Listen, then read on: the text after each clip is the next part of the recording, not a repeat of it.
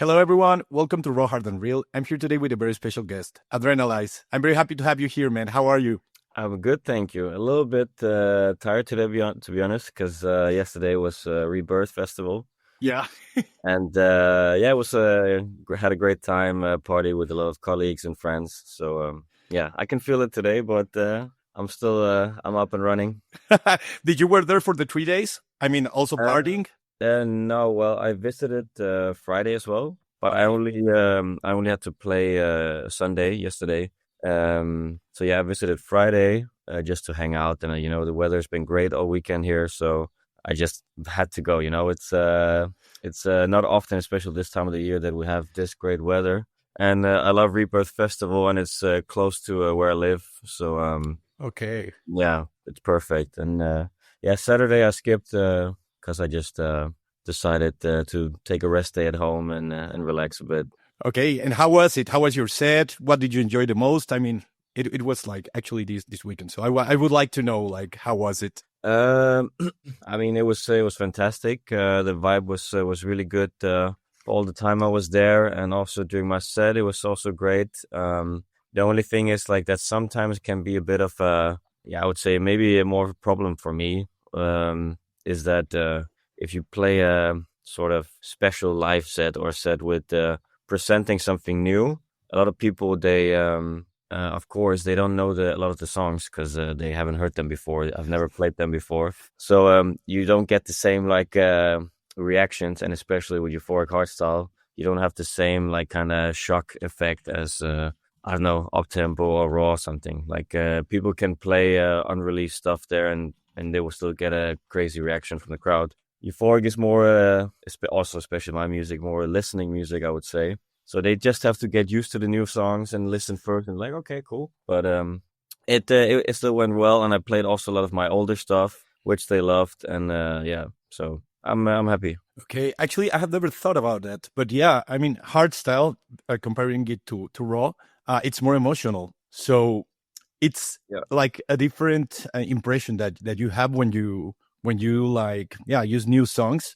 because as you said, like with draw or with up tempo or whatever, like the most important thing mostly is the kicks. So yeah, if you surprise the people with these new kicks or something, they're like, whoa.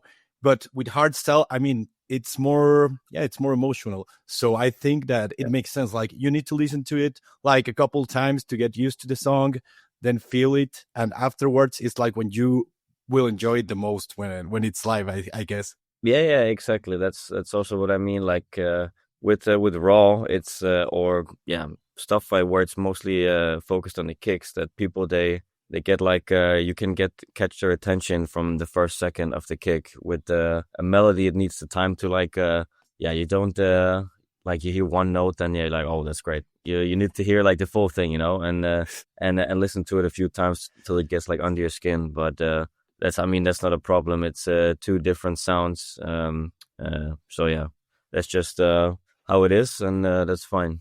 Yeah, it's just like the first reaction that people will have at events or festivals is different. Yeah, because I mean, it's that you don't have like that kick surprise factor. Yeah, But still, it's different. It's just different. yeah, yeah. Okay. Two different things. Yeah. Yeah. So now the festival season is starting, and also you're about to release your first album. Mm. Yeah, I Yeah. would like to know more about it. Like, also, you're going to have a lot of collabs as well. And how did you come up with this idea? Because you have been on the scene for more than 10 years, and this is Mhm. your first album. What made you wanted to do an album? Well, it's actually like doing an album is something that I've like dreamt of doing for I think since even yeah, more than 10 years ago. I used to make these like fantasy or like made up like album titles and track titles and writing them down on a document and stuff when I think when I was maybe like 13 or 14.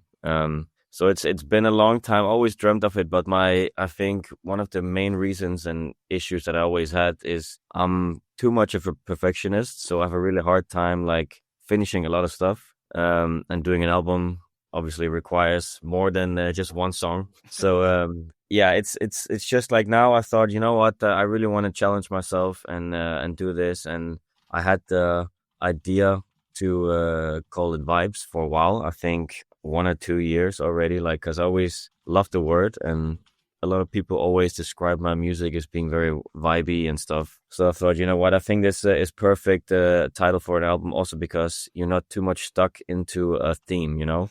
For example, if I call the album the universe, galaxy, blah, blah, something, then you're very stuck into that theme, you know? Yeah. And I think vibes kind of covers a lot of things. It can be happy, it can be sad, energetic, all kinds of things. So, yeah, it's just it's been actually a great process doing this album, because I thought it would be worse to do an album, but maybe it sounds a bit, I don't know, cocky or something, but it's not even. I didn't struggle that much. Maybe only like some deadlines, but I mean, otherwise I had a pretty easy time like making all the songs. And yeah, I think I started maybe like 8 months ago, so it took me around 7-8 months to finish these 12 songs. I mean, some of the songs were already like small ideas that I already had, or like older demos that I completely changed now and stuff. But I'm really, really happy with the end result now, and I just can't wait to put it out. And all of the songs are gonna be new, or you have already released some of them? I already released some of them. I think now, I can't remember, because I'm also releasing the last single this Friday. And I think there will be, I mean, there's like an intro and an outro, so I don't know if that really counts. But otherwise, then there's like, I think five new ones that no one has heard before. So that was also one of the things that I wanted to do within like making an album, because I know a lot of artists, especially in the hardstyle scene, they release like all the singles from the album throughout like a whole year. So they spread it out, 12 releases, or maybe just one. So when the album is out, then people already heard all the songs for like at least a half a year. And I think that's such a shame, because obviously I understand there's like numbers kind of perspective as well, like with Spotify and streams and all that. It's smarter to do it that way. But like from my experience, when I listen to an album, or if like one of my favorite artists, whatever, if they put out an album, I'm always like fucking excited to listen to all the new stuff. That like if I look at a track list and I see titles that I haven't seen before, then I'm like really excited to hear those. So I just want to kind of also have a bit of that same feeling for my fans when they get the album. Even though, of course, half of the album's already out on Spotify, but it's not like a year. You know, it's only now since the last month or something that I've been releasing these singles. So it's all still kind of new. Yeah, I get you, because as you said, now it feels like instead of an album, that people or artists are releasing compilations, because it's like they have released like all the songs and then just compile it into one album, and that's it, instead of having like new stuff. But as you said, from like industry music wise and marketing wise, it's not like that good to release like just a bunch of new songs. So yeah, but also what I have seen by some artists is like, even if they release like the whole album, they still have, from, which is weird, but from those albums, they still have like singles, like already released singles from the album. Like even though it's already released, they like, I don't know how they do it, but it's like they still have like releasing their songs that are already out there. I don't know, it's weird. Yeah, I know, but I think there's some kind of tricks and ways to like it's again, it's like a very boring industry thing, like that you can push out a bit of extra attention for a single, like after it's already released, you can make it appear on the front page on Spotify again and stuff if you kind of re-release it. I'm not sure how it works, but that's more like a thing the label knows more about. But I mean, of course, as an artist, and if you're releasing an album, you'll want to have like the most out of it and make sure that it reaches everybody or as many people as possible. So I don't really see anything wrong in that. But I mean, at least from my point of view, I'm just happy that I can put out an album and that there's something new for the fans. So they have something new to listen to, like the moment they get the album. Yeah. Yeah. Okay. So I'm eager. I'm expecting your album. So I'm pretty sure it's going to be amazing. Yeah. Nice, man. Cool. Yeah. And okay, something else that I want to talk about before going to your backstory, which I would like to know, it's also the Nexus Anthem, because that's also very important for me, because I go to Fabric like to to every hardstyle event. So Yeah. how did this get to you? Like, yeah, how did this idea came? Because it's the first anthem for Nexus. Yeah.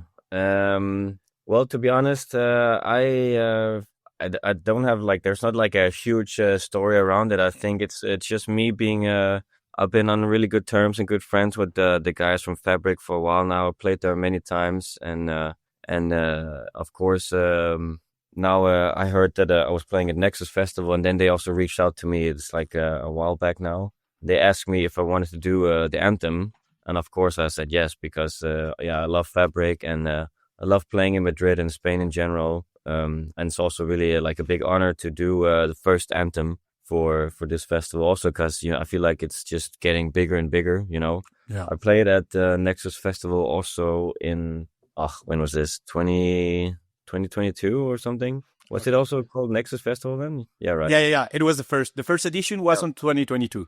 Yeah. Yeah. Okay. I played that one too. And now I've just seen like how big it's gotten. Like It's crazy. they like huge stadiums and big lineups. It's like a DEFCON lineup. Yeah. It's insane, man. But yeah, so I'm really really happy to be the one who gets to do it, and yeah, I'm excited. And when is it going to be released? Oh, that's It's a secret. that's not something I can Okay. tell you right now. All I can say is that it's not completely done yet. It's still being worked on, because doing this also because I was also working on the album still while I got this assignment. Yeah. So I was like telling the guys from Nexus, like, I really want to do this, but I first need to finish my album. Then I'll get to it. But it's already there's already done some stuff, and it sounds pretty cool already. But I think and hope it can be out next month, maybe. Okay. Yeah, we're trying our best, but I can't promise anything here, so that's why I'd rather not say. Okay, that's fine. That's fine. Yeah. Okay, so now I would like to know your backstory. Like, how did you start? What motivated you to become a DJ and a producer? Oof. Honestly, I think I never really had the intention of or plan to do what I do now. I first, when I started, it was more like a fun thing. Me and my older brother, we used to, like, when we came home from school, we started like because we had like our rooms next to each other, so we were like, if I back up a little bit first, we found this video randomly on YouTube of a guy using FL Studio, and I think we both thought it looked really interesting, and we also both loved hardstyle, and he was making hardstyle, so we like got to download and get the program on our computer. So when we got home from school, we would like almost have like a little competition on who could make like the best stuff, and then we would show each other. But yeah, and then like we produced together for a while, and then I think I just kept going more than him. He lost a bit of interest, I think, also in the genre. So yeah, I just kept going, and I just started loving it more and more. I got better and better, and then at some point, I think I was putting some music on YouTube, and I got discovered by this group called Arcane. It's if you're like a old OG hardstyle fan, you will know them. They used to be on Scantrax and Xbone, like the Scantrax sub label.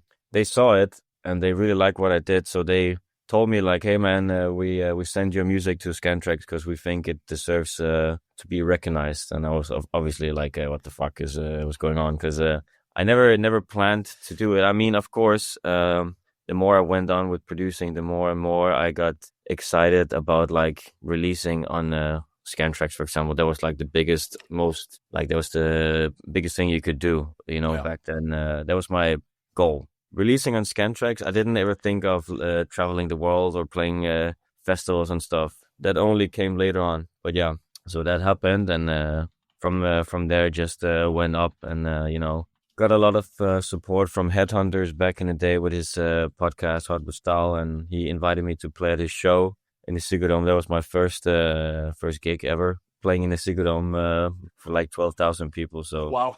also a crazy beginning, but I think I also learned a lot from like the way things went. Like everything went so quick, and I learned and figured out like what to do and what not to do, and yeah, it was crazy time, but also really grateful for everything that happened. Yeah, because at what age did you start? Um, yeah, to be honest, I think maybe I've been like 12 or 13 when I started with producing.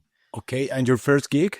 The first gig I was 15, Holy. and I turned 16 that night of the Headhunters event. Really? Okay, a nice way Yeah. to turn 16. Yeah, and I played from 11 to 12. So at 12 o'clock it was my birthday, and then like the whole Sigurdome was singing happy birthday, and to be honest, I don't remember much from that night because I think I was just too nervous.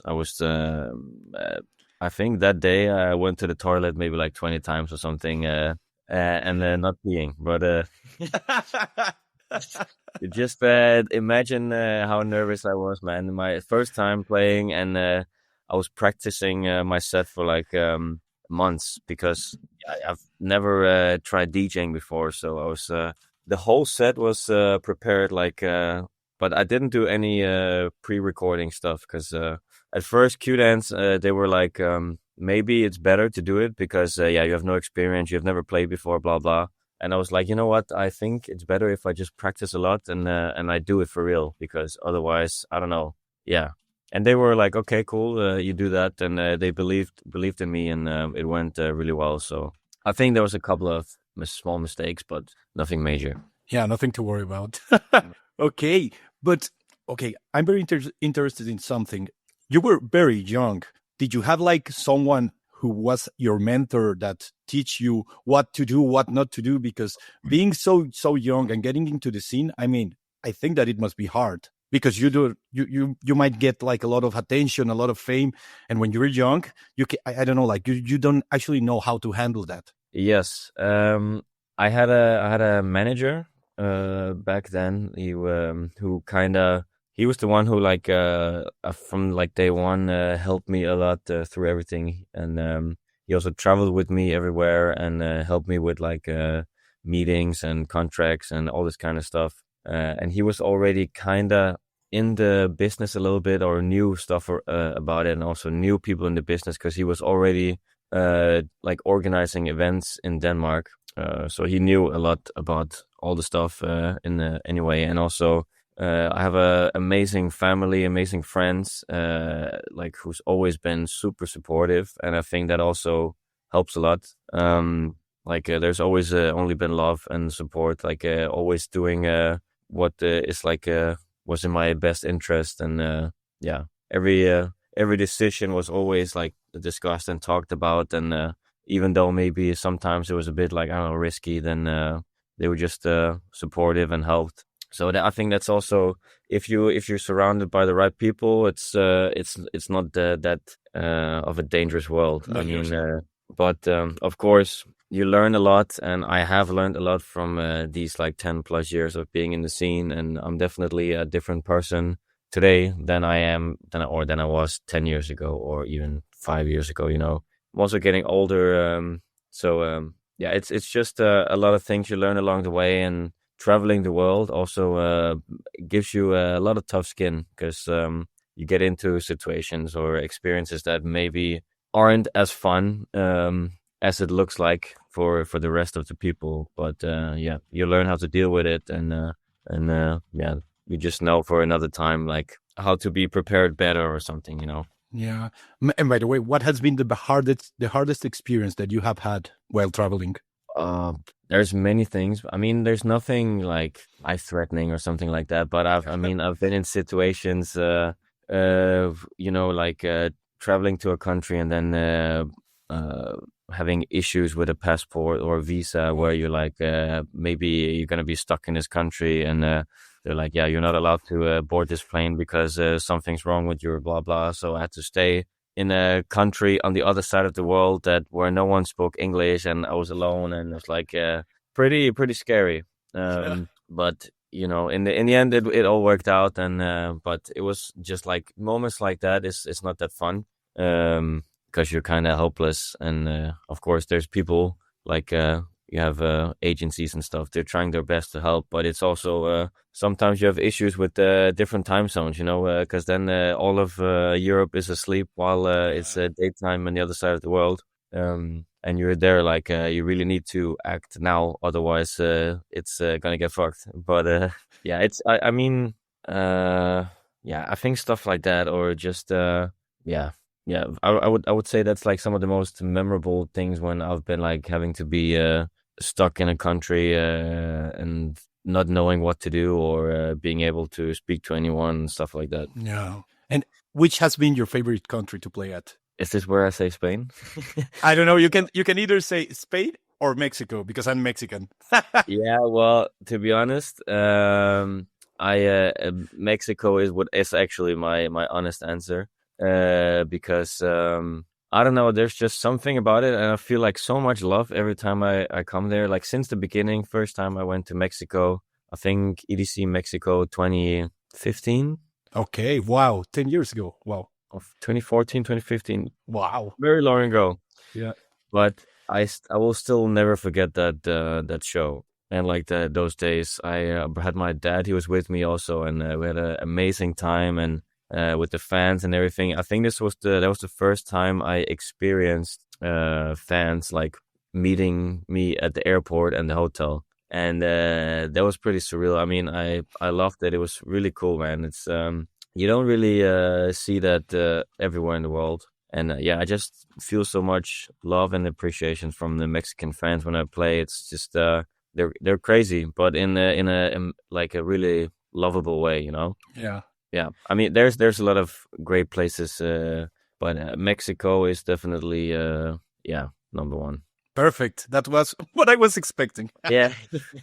I think a lot of DJs has the same answer, to be honest. Yeah, like most of artists that I have talked with always mention Latin American countries. Yeah. Because it's, I mean, besides like how we are down there, it's also that since we don't get to see our favorite artists all the time, you get like, I don't know, very excited about like seeing them, because you don't even know like how long it will take to watch your favorite artist again, so No. It's completely different, because here in Europe, like, you can go and see your favorite artists at least once a year, twice a year, so it's not that unusual. So and if it's in Holland, it's every weekend. Yeah, exactly.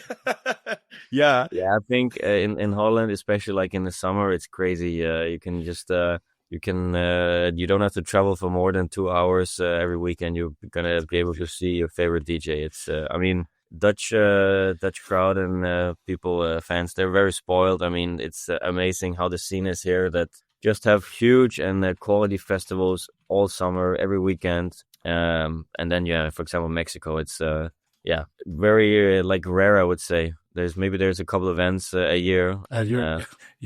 So Yeah, it's crazy, because if you think about it, it's like a couple of events each year, and they're not going to bring all the artists, just like a handful of them, and that's it. So maybe you can wait up to literally 5, 6, 7 years just to see your favorite artist. So yeah, it's completely crazy. Yep, either that or you have to fly to Europe to see them, but it's also expensive, and it takes a long time. It's not that simple, so sometimes it's nicest if you can just see your artist in like your own city or something. But, also, I would like to know, how's the scene in Denmark, because I have never heard about it. Like, is it really small? Is it big? You mean the hardstyle scene? Or yeah exactly. Hardstyle, I would say it's a very small market. There's not a lot of parties going on. I played in Denmark last year. That was for the first time, I think, in like 4 or 5 years that I played in Denmark. Wow. So that was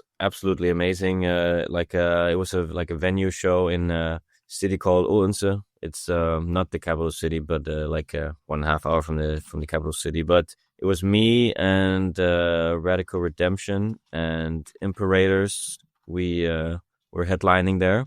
I hope I didn't forget someone. I don't think so. But no, there's a couple of events a year, but like smaller, like then it's like a club show or something, and they also book a couple of headliners, I think, that I know of at least, and I'm pretty sure maybe there's 3 or 4 events a year.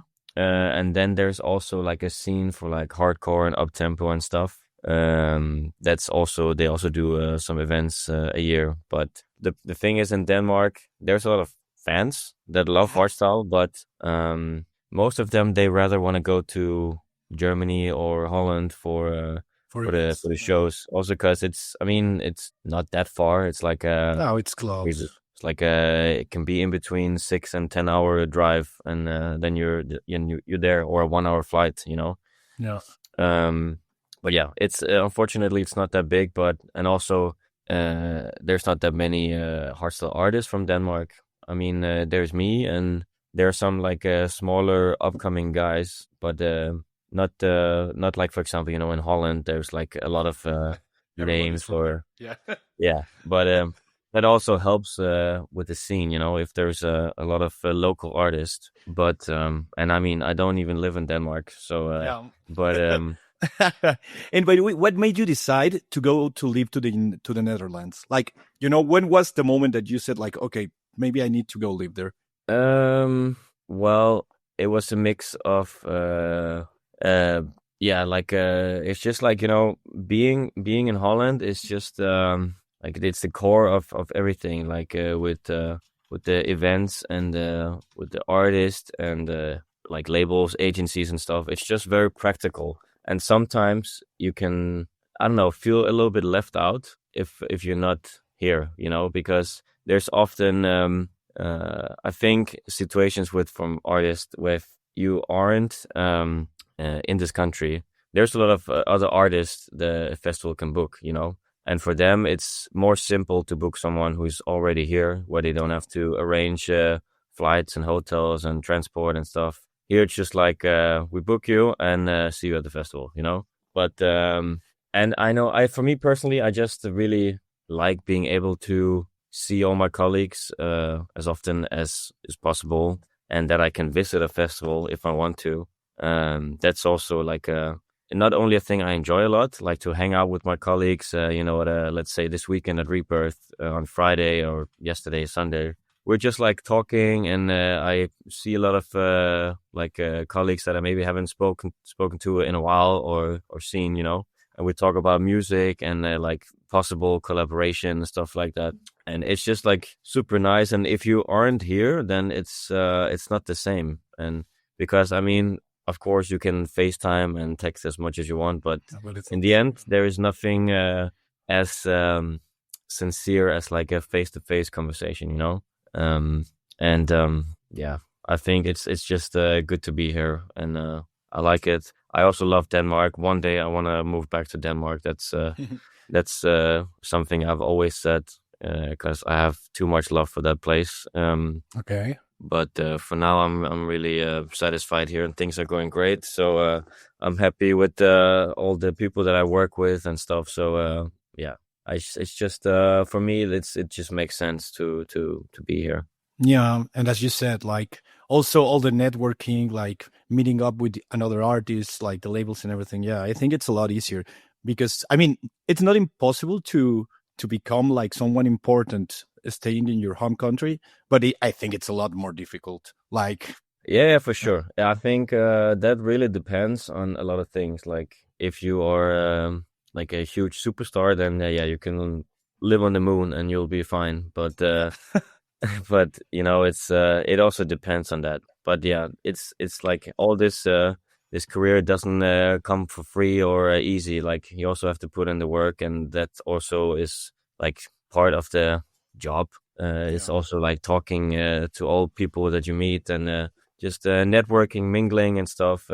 Some people, they don't like it so much, and some enjoy it more. Like I enjoy it. I always like talking to new people, and just like gaining new relationships with the people in the industry, and everyone is super nice and friendly. And once you like talk to most people, like you just don't feel the competition. It's just like one big family. Like I'm really good friends with a lot of guys in the scene, where we kind of know that we don't really like each other's music, but we're still great friends. You know, we don't have to like each other's music. That's true. That's true. Yeah. Yeah, I mean, there's a lot, like a big difference between the person and the music that they make. Yeah. Yeah, but it's just funny because sometimes, I don't know, then people maybe they get surprised if they're like, "Oh, you're friends with that guy, but you have maybe nothing in common." But well, we really do. So it's maybe it's just not the music, or maybe it's exactly just the music we have in common. Yeah. For example, I'm pretty good friends with Shaq, Act of Rage, and he's a big euphoric lover. He he often he likes to send me videos of him listening to euphoric music and stuff. It's great to see. We even discussed and talked about one time trying to do a like euphoric back-to-back set at a festival or something. It could be fun to try. And he's such a great guy, and yeah, it's it's nice that he's so much into it, and he's often at in the crowd and at festivals. You will see him at the euphoric stage for sure. And by the way, what do you think about the euphoric coming back? Like it has been getting like stronger and stronger over the past, like I think, couple of years. I mean, for me personally, I think it's great because, and I feel like I don't know if I can say that it's about time, but I also feel like that the music has been very much the same for a long time now. And I don't mean only like raw or whatever, but also like melodic stuff has also not really like evolved that much. I feel like it's more, yeah, that euphoric is more popular again now, but it still kind of sounds like the old stuff. But there, of course, there's guys who really like do something new and fresh and unique. Also, like progressive hardstyle has done an amazing job, like kind of starting this movement a little bit together. Also with J. Melodic Madness, like it needed that push, and these guys they helped doing that. And yeah, of course, I've always been a melody guy, and I've always done it. Even though when things didn't look that great for euphoric, I still did it because I believed in it, and I also believe in that's something I've also learned quite many times, is that whenever you try to do something that you don't put your heart into, you can hear it instantly, and people will feel it too. It sounds so cliche, but it's with anything creative or art or whatever. If you do something forced, it's never gonna work. And that's why I just kept doing it, because I believe that in the end it will work out, and like it's not gonna be forever like this. I like it's not only hardstyle but also in pop music or whatever. It's like a cycle that just repeats. Like then 80s music comes back, that's popular again, and then it's like 70s or disco or whatever. I think it's the same goes for hardstyle. Like also, classics being really popular again, and like melodies being popular, and then like these type of kicks will be popular again. It's just gonna continue in a circle every time. Also, like I think also now it's starting. I see a little bit more like they call it the OG Raw is also starting to become more popular.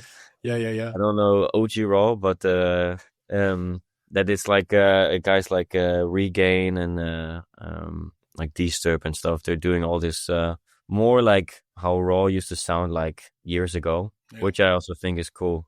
But yeah, that's how it goes. Things just repeats itself. Yeah. And it's the same now happening with I think melodies coming back.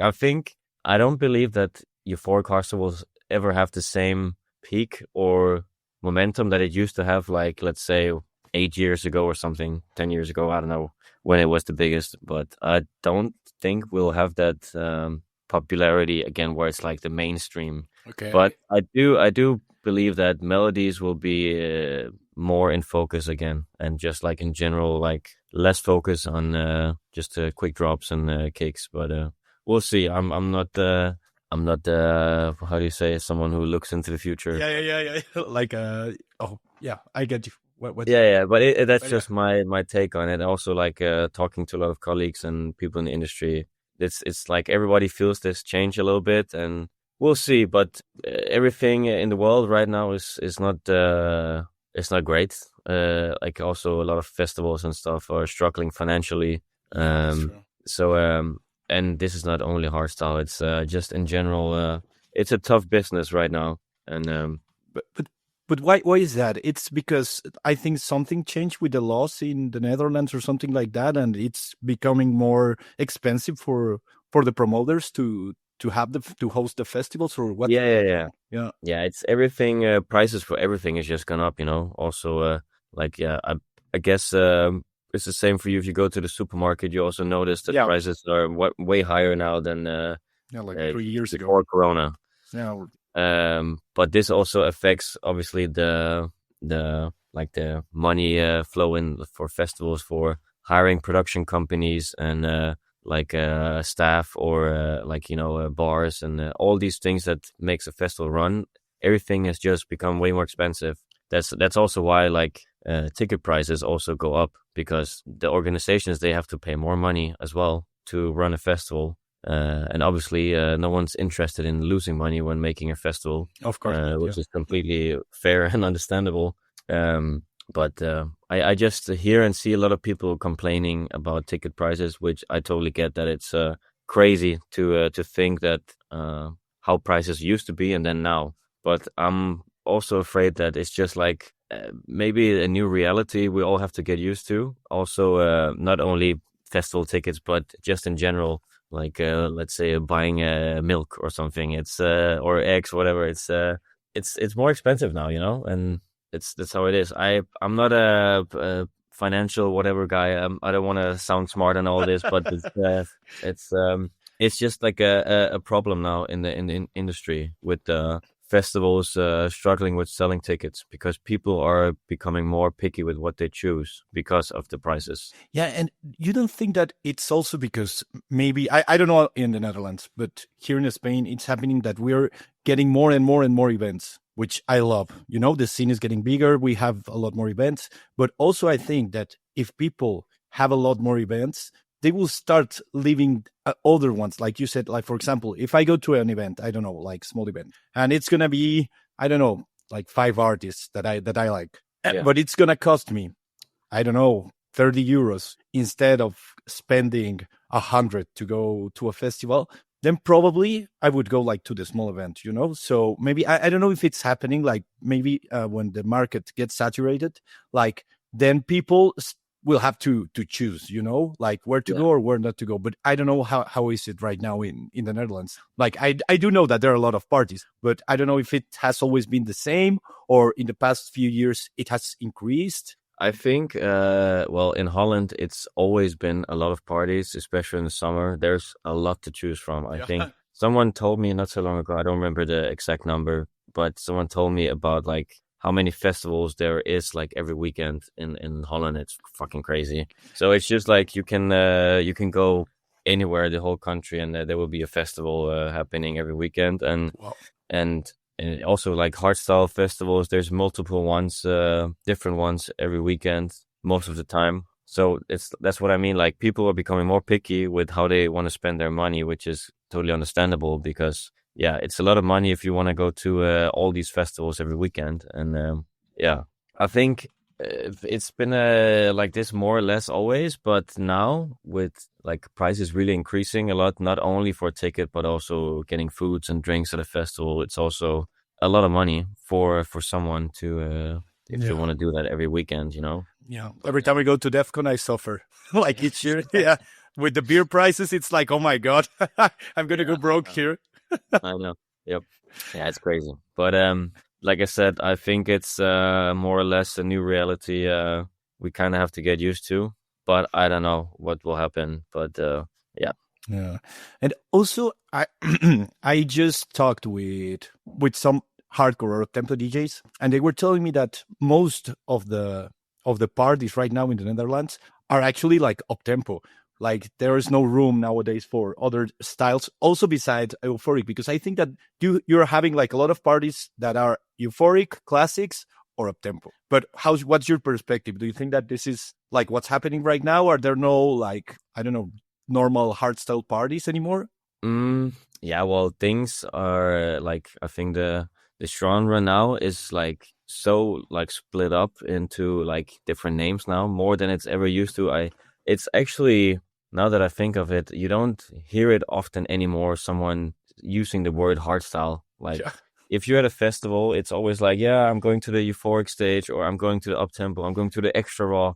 There's not like a hardstyle stage, you know? But yeah, it is true. It is really split up like that now. And yeah, also up-tempo is huge right now. It's not really something I personally like I'm into, so I can't speak a lot on that, but I do see it like a lot on festivals, like fully packed stages all day, and clips on TikTok and Instagram popping up everywhere. But yeah, it is really split up now, and you also notice the age difference from the stages like euphoric and classic stage is more, I would say, older, still young, obviously, but Yeah. compared to like the extra raw or up tempo, I feel like it's more like the young generation that are really into that. Also because, like I said, you see these clips on TikTok and stuff, and they have the shock factor that classic and euphoric don't have. And TikTok being like a media output where you gotta catch someone's attention within the first 3 seconds, then that music fits is more Yeah. fitting, I would say, Yeah. to catch someone's attention right away, like we talked about with the first second of the drop, you just instantly hooked. Yeah, But it's yeah, like it's a reflection actually of the world that we live in right now. Like everything is like so accelerated, and people have like this short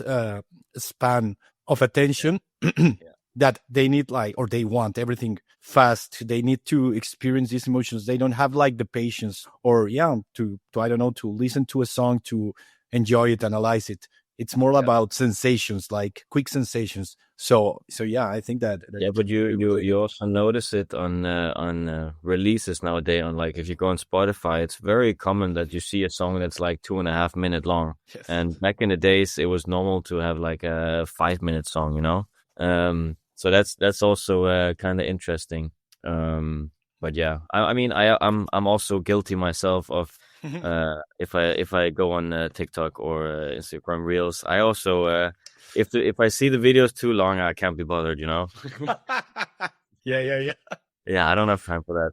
Just let me see something funny straight away. But yeah, it's a shame that that's how it is now. But yeah, social media. Yeah. What do you think about that? For example, I think that nowadays, sadly, it's more important to have good social media than to actually produce good music. Yes, I agree. It's definitely a very important part of the whole yeah, how do you say, like branding and profile as an artist. Like, if you suck at doing social media, it's gonna be tough. You have to make, I don't know, Michael Jackson music or something then. But it really it makes a huge difference, because you can see songs now that they become global hits thanks to being viral, you know. Yeah. They can be a complete, like, nobody, like no one knows, ever heard of, and then all of a sudden this song can take off because of a viral post or something clever that they did with social media, you know.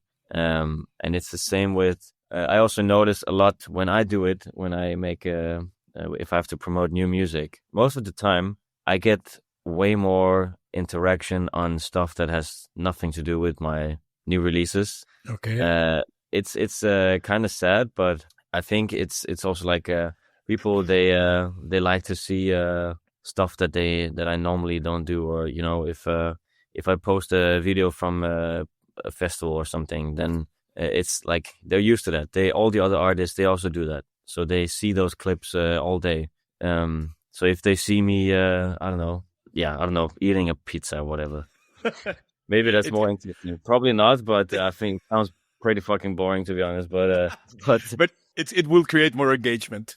yeah, you know, it's just like if I post that I have a new song out, it gets very little interaction. But I feel like I'm gonna do it anyway, because I wanna let people know I have music out, and if you miss it, that's a shame, you know. But yeah, it is a really important thing now, right?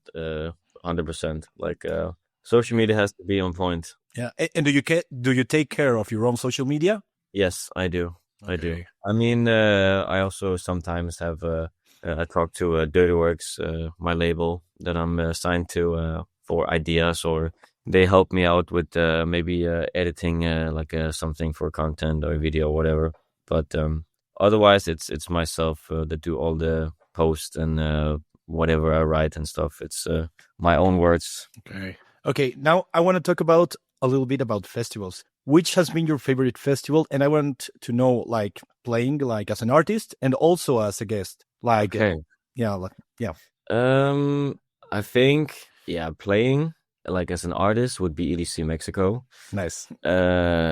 It's also up there, like as a guest maybe, but as a guest, I would say EDC Las Vegas or Ultra Miami. I just came back from Ultra Miami it's like 2 weeks ago now, and it's my second time I went there. I also like both times playing, but it's like a smaller stage, and Hardstyle in Miami is not that big. It's like a smaller crowd, so they're still like getting to know the music and the artist and stuff, because they haven't been doing hardstyle at Ultra that often. It's still quite new. But because I'm a huge fan of also like a lot of like EDM music, and I got to see Skrillex, and seeing Skrillex was I think the best like set or live concert experience I ever had. It was crazy, and I was in the crowd watching it, and just stuff like that. And it's just it's not often you have a festival with like palm trees and the skyline around you. It's like in the middle of Miami downtown. It's very unique location, really beautiful, and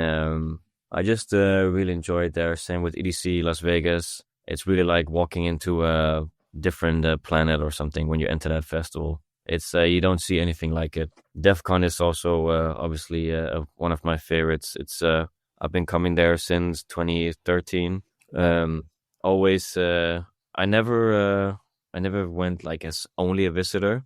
Only went there playing, but of course I always stay the whole weekend at DEF CON, and even if I'm not playing like 1 or 2 days, I still like go the whole day and go around the festival and have a good time. And it's I would say those are like top three, and there's way more that festivals that I just absolutely love going to, but I love visiting a festival where I can also hear something else than only hardstyle.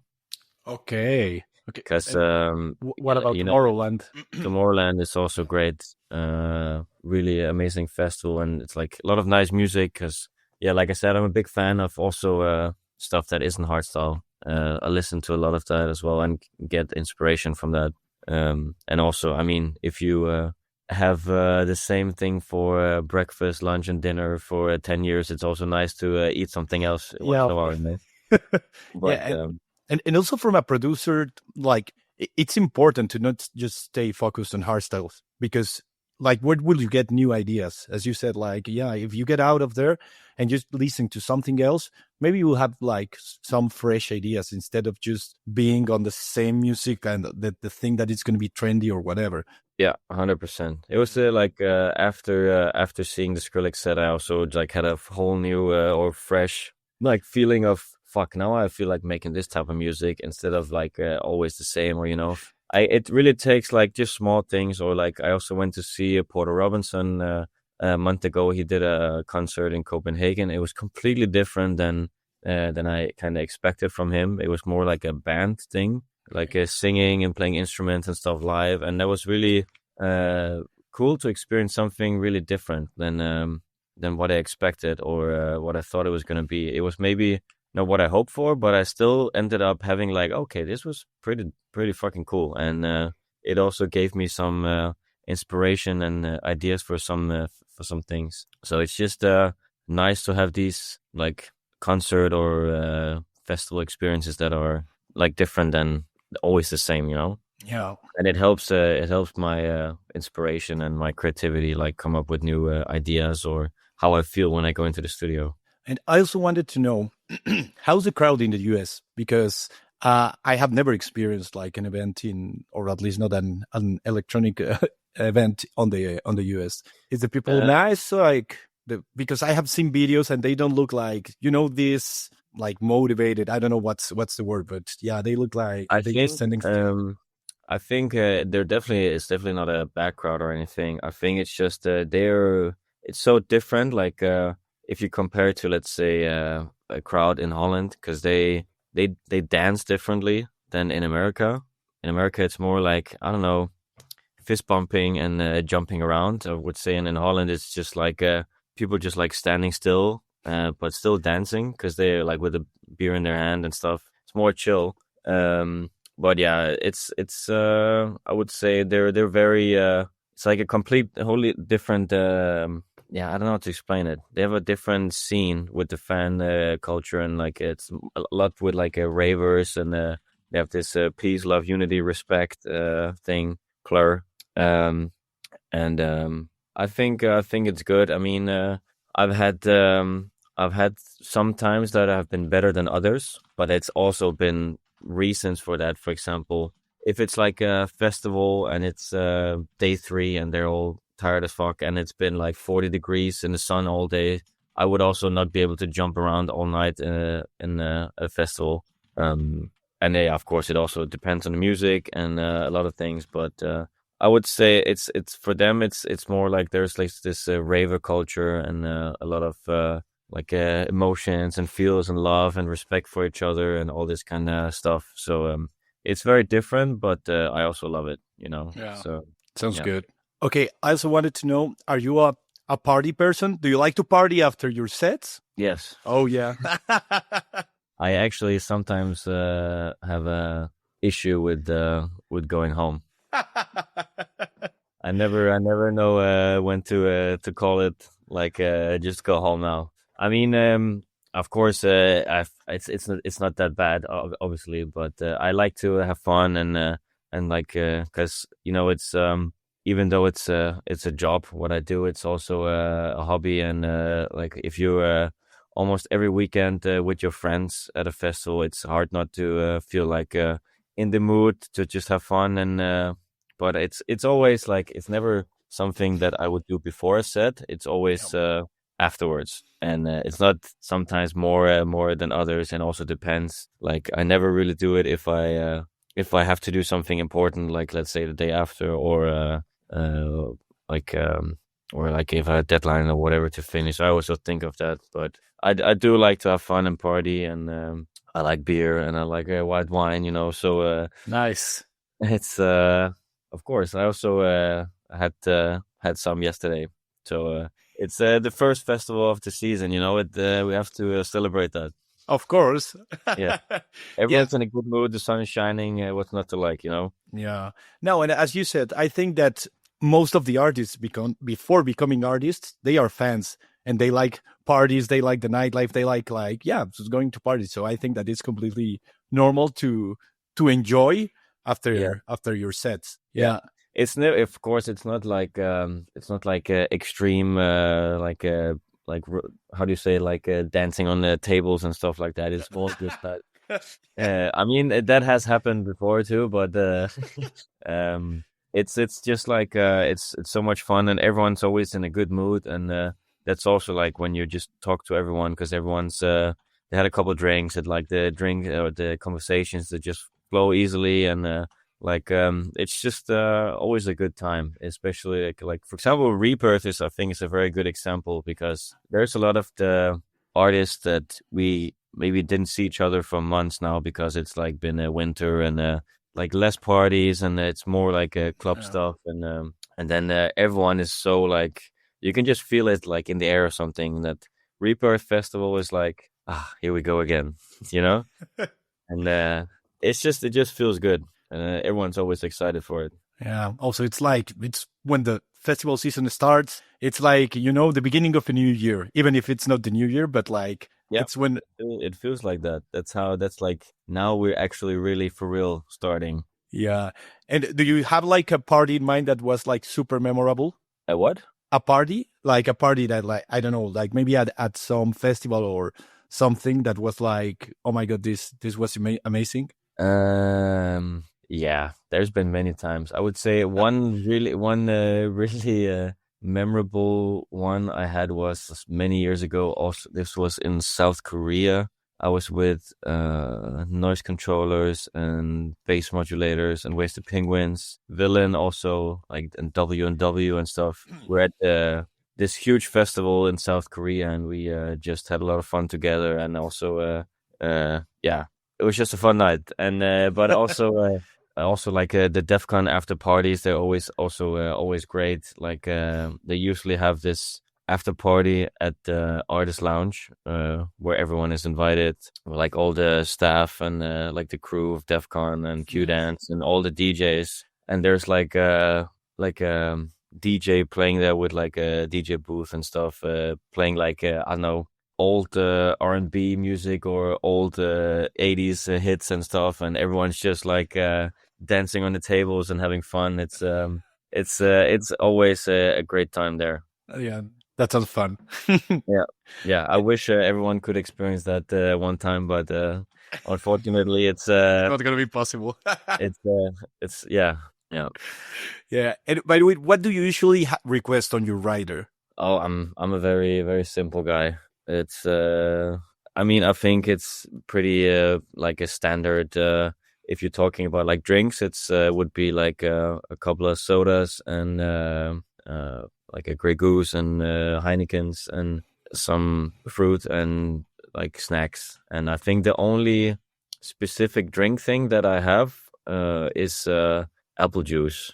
Okay. But otherwise, it's not that exciting, to be honest. It's pretty basic. And of course, there's some like technical stuff, like with it has to be the right DJ equipment and you know, all these kind of things, microphone, blah blah. But again, very very regular. I'm not that much of a diva. You know, I'm happy with if I can have a beer or something. Then I'm not gonna complain a lot. Yeah, I think that Grey Goose is the thing that most of artists have told me that they request. Yeah. I think everyone loves vodka. Yeah, I actually thought of for a while now, like that I should get a white wine or something on my rider because that would be good. I do like white wine, so maybe that's if we talk again another time, I will. Yeah. I will ask you again. Yeah. And what's the weirdest thing that you have seen on a rider, especially because you have been on EDM festivals? So I know that people on the scene, like on hardstyle scene, don't request like, you know, crazy stuff. But what? I don't know if you have seen something like. You don't have to tell me who it was, but just to know, like, oh my god, what is this thing? I've seen some pretty, I would say, like, yeah, I'm not gonna say who. Yeah. But someone who was, and this is like not in the hardstyle scene, so but we were at this festival and there was this like artist area backstage with like a lot of chairs and tables and stuff outside, and there was like all these dressing rooms around it, and this artist arrived and in like a van, and instead of like going out of the van, this artist didn't really feel like walking from the van to his dressing room, and it was like, I don't know, 20 meters or something. No worries. So instead, we all had to move the chairs and tables from this area so the car could drive to his dressing room. No way. And he also, because he had to have like a full DJ booth in his dressing room, and it was also not the correct one. So they were not. His team was not really happy with that, but. I mean, if it's like sometimes some of these artists they do more than 200 shows a year, and like the things have to be perfect when you travel so much and you're so exhausted, and like there's a certain standard that has to be met. And I do also know from a lot of bookers and organizers from festivals that often with riders and stuff, that a lot of artists or agencies or whatever, they put stuff in a rider that they don't necessarily need, but it's more to check if a promoter is actually reading the contract. Okay. So how often would you say that like promoters don't provide like all the technical requests that you ask for? I think I've never really tried that. I've been very lucky. I've always had maybe once many years ago, and there was I'm also not gonna say where or what, but no.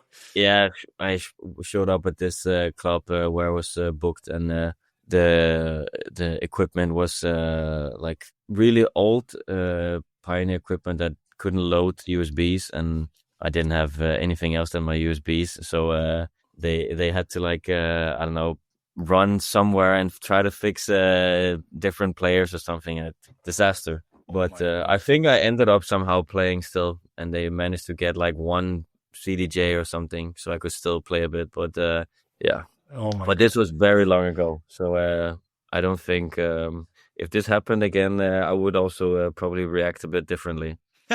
Yeah. Because Fair enough. yeah, I think back then I was more like, oh, okay, well, that's a shame.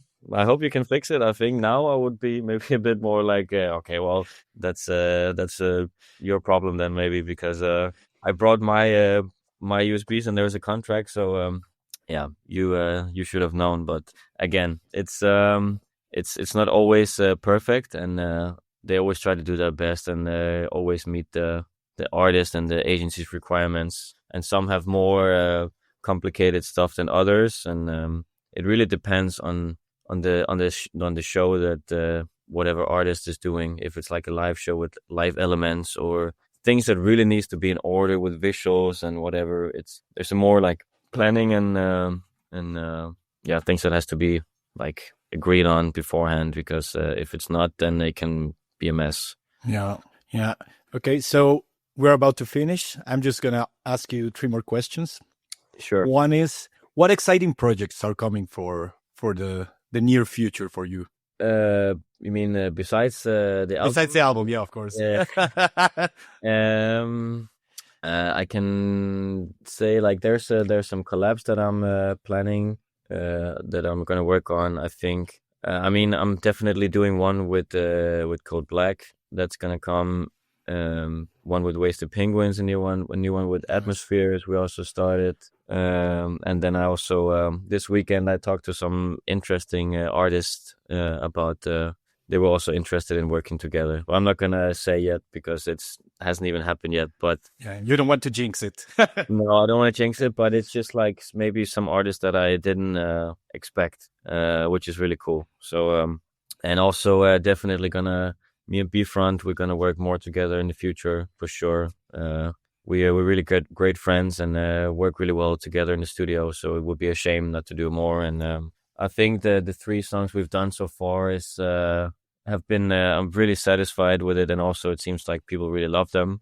And the plan from the beginning with me and B-Front was that we wanted to do 3 songs, like almost like a trilogy, that are kind of in the same style. And I think the 3 songs, they are pretty much sounding alike, and then maybe for the future we do a new like trilogy with a completely different sound, you know. But yeah, that's like for collabs and stuff. That's it. Also, me and Showtech have also spoken about doing more together. So that's a lot of cool collaborations, and I think now I'm just like focusing on like getting the album out and like getting as many people as possible to listen to it, and when they're tired of it, I will release something new, and let's see.